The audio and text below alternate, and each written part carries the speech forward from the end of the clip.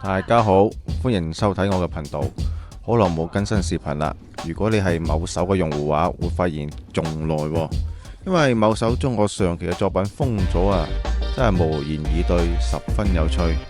前段時間呢，因為感冒咳嗽，就好似知名台灣演唱家周杰倫講過一樣，太不了口啊。後嚟病好咗啦，但可能感冒藥嘅副作用搞到成個人都冇晒心情，一直都冇乜動力更新，直到最近先逐漸諗起寫稿呢件事。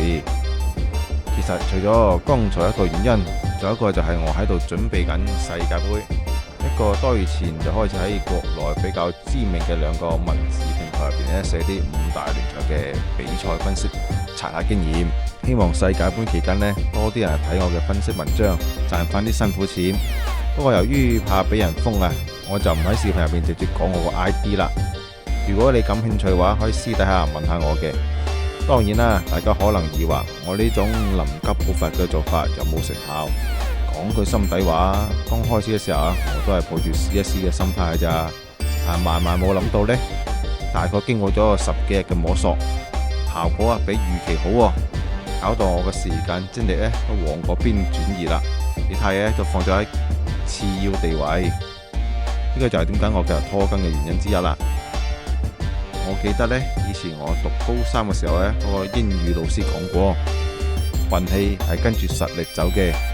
我呢次階段性嘅成功，都係因為我本嚟就曾經係一名資深嘅分析師，只不過因為某啲冇辦法克服嘅原因呢，離開咗呢個賽道接近4-5年。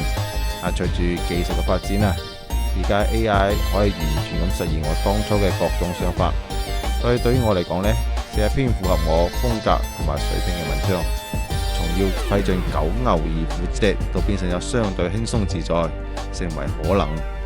希望以後越做越好啦。